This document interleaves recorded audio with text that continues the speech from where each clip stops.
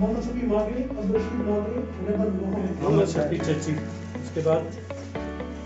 Machine and accessories. तो इसमें हमारे पास टोटल 32 बचे, 32 एप्लीकेशन है शेयरिंग का। से हो ये मीडिया से वो शख्स आप मीडिया से हो डिपार्टमेंट का 2 रुपए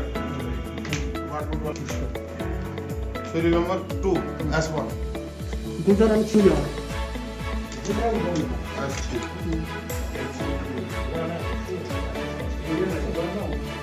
selected 3 sharing serial number 25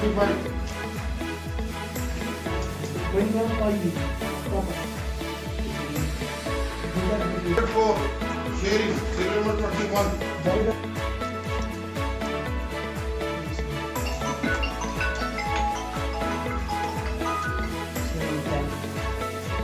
sharing serial number 10 Mohammad Rustom Mir, Abdul Rahman Mir, तकिया serial number 5 जावेद परेग, गुलाम परेग 16 सर। देखो सर, इस स्कीम का फ़ायदा यही है कि जो 25 का यूनिट है तो उसमें जिस बंदे को के नाम पे चीरी आ गई वो 25 का यूनिट जो गवर्नमेंट की तरफ वापस करना है तो 5-5 बेडें करके गवर्नमेंट को देनी है हर साल के बाद। 2 साल के बाद इसका 5 बेडें वापस करनी है, फिर उसके बाद कंटिन्यू 1 साल के बाद फिर 5, 1 साल के बाद फिर 5 साल मुकम्मल हो जाएंगे तो ये स्कीम क्लियर हो जाती है सर। इस बारे में मैं शुक्रिया अदा करता हूँ जॉइंट डायरेक्टर साहब का और चीफ ऑफिसर बारामूला का मिस्टर इरशाद साहब का कि उन्होंने बहुत ही अच्छे तरीके से तावन दिया इस स्कीम में और ये स्कीम लोगों तक और गरीबों तक पहुँचाई। तो बताऊँ, जैसे हमारी यहाँ पर कुछ एम्प्लॉयमेंट जनरेशन स्कीम्स हैं तो उनकी सिलेक्शन के प्रोसेस में हम यहाँ पर थे। तो यहाँ हमारी एक बाज़ाब्ता कमेटी तश्कील की गई है। इसमें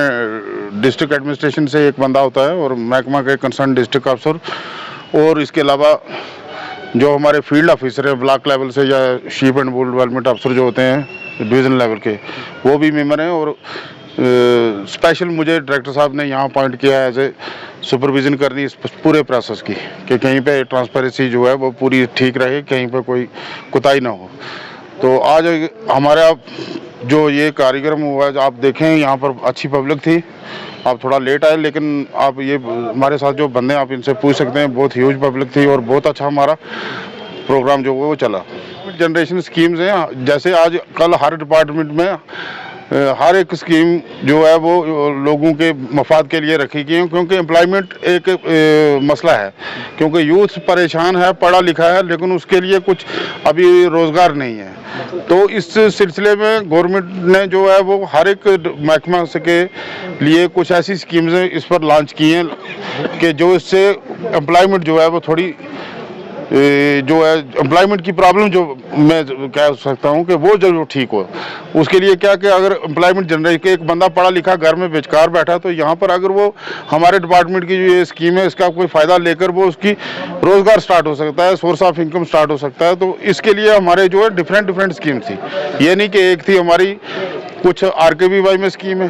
कुछ हमारी सब्सिडी कंपोनेंट जिसमें 50% कंपोनेंट सब्सिडी है। जैसे हमारी 25 भी बेड कोई सब्सिडी से स्टार्ट होता है तो उसमें 1 लाख की सब्सिडी है, फिर 50 की है, फिर 75 की है, फिर 100 की, और मैक्सिमम हमारा 200 बेड भी है। तो 200 बेड की आप यूनिट कास्ट जो है उसके हिसाब से 16 लाख बनती है, तो उसमें 8 लाख जो है बेनिफिट है।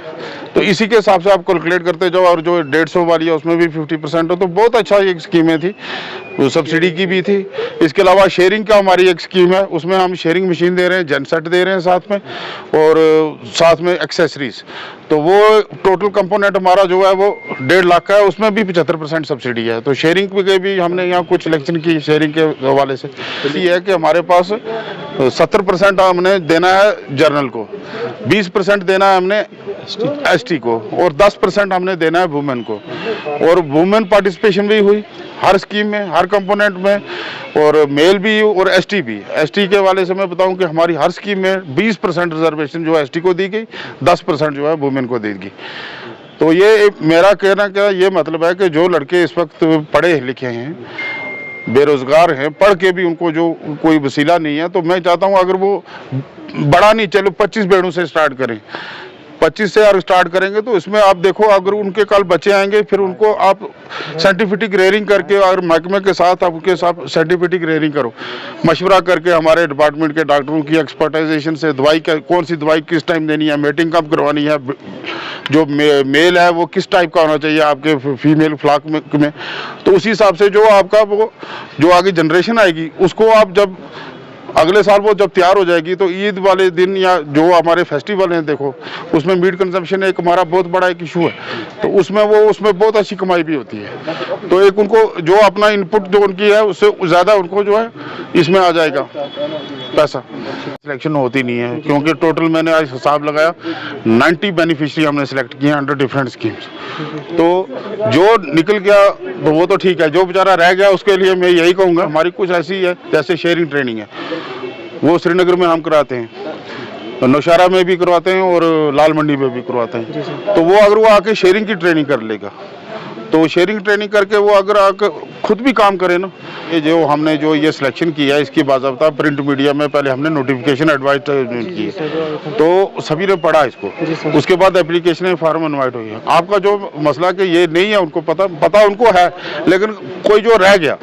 सवाल जो आपका है कि वो रह गया उसके लिए क्या होगा, उसके लिए मैं यही कह सकता हूँ एक तो हमारे पास शेयरिंग ट्रेनिंग देते हैं फ्री ऑफ कास्ट वहाँ पर नौशहरा में, जब